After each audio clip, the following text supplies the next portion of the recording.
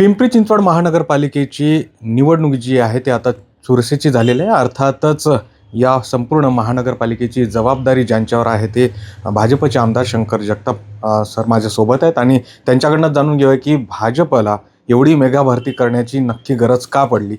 Sir, खरं तर राष्ट्रवादी निवडणुकीआधीच भुईसपाट करण्याचा हा सगळा प्रयत्न आहे का तुमचा? तसं नाही आहे की आत्ता आपण जर पाहिलं पूर्ण भारतामध्ये आणि महाराष्ट्र राज्यामध्ये सर आपण पाहिलं प्रत्येकजण हे विकासाच्या पाठीमागे आहे. आणि ज्या पद्धतीने आम्ही 2017 नंतर भारतीय जनता पार्टीची महापालिकेमध्ये सत्ता आल्यानंतर काम केलं, कामाच्या ज्या पद्धतीने काम केलं, विकासाभिमुख आम्ही जे काम केलं त्या जोरावर आणि ते पाहूनच हे सगळे लोक आमच्याकडे इन्कमिंग केले. इतके तुल्यबळ उमेदवार असताना देखील पुन्हा एकदा आपल्याला बाहेरची लोक घ्यावी लागत आहेत आणि त्या सगळ्या जोरावर आपण 100 पार करण्याचा नारा देतोय अशी एक आरोप होतोय. नाही, असं काही नाही आहे. जिथे तुल्यबळ उमेदवार नाही आहेत, जिथे आम्हाला दिसतंय की आमच्या निष्ठावान कार्यकर्त्याची ताकद कुठेतरी कमी पडती आहे आणि त्या ठिकाणी आम्हाला सपोर्टची गरज आहे किंवा एक तुल्यबळ कार्यकर्ता आमच्याकडे आवश्यक आहे किंवा किंबहुना याच्यापेक्षा तिथे त्या तुल्यबळ कार्यकर्त्याला भारतीय जनता पार्टी जॉईन करायची आहे. बरोबर. म्हणून आम्ही त्या कार्यकर्त्याचं इन्कमिंग केलं. पण मग याची सगळी मदार अगदी तुमच्यावर आहे आणि पुढे जे आहे ज्यांचं इथं प्राबल्य मांडलं जातं अजित पवार, त्यांना आत्ताच शह देण्याचा हा प्रयत्न दिसतोय तुमचा. असं कुणाला कोण शह देत नसतं.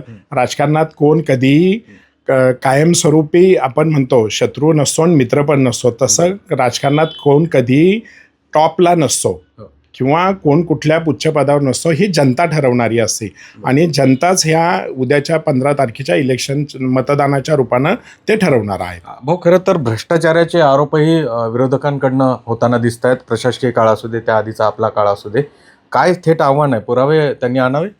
आम्ही तर विरोधकांना कायम म्हणतच आलेलो आहे, जिथं जिथे तुम्ही आरोप करताय त्या आरोप तुम्ही पुराव्यानिशी तुम्ही आम्हाला दाखवा. त्या आरोपाला आम्ही सामोरे जायला तयार आहेत.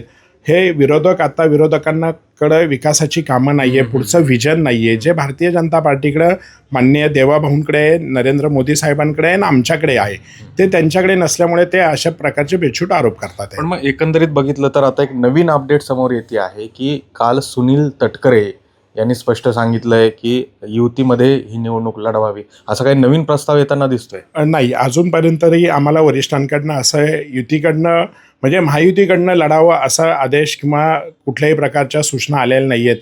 परंतु भारतीय जनता पार्टी आणि शिवसेना जे नॅचरल अलायन्स आहेत यांच्याबरोबर युती करण्याचे आमचे वरिष्ठांनी आम्हाला तसे निर्देश दिलेले आहेत. अगदी शेवटचा प्रश्न, काल 20 ते 22 राष्ट्रवादी आणि इतर पक्षातले मेगा भरती आपल्याकडे झाली आहे.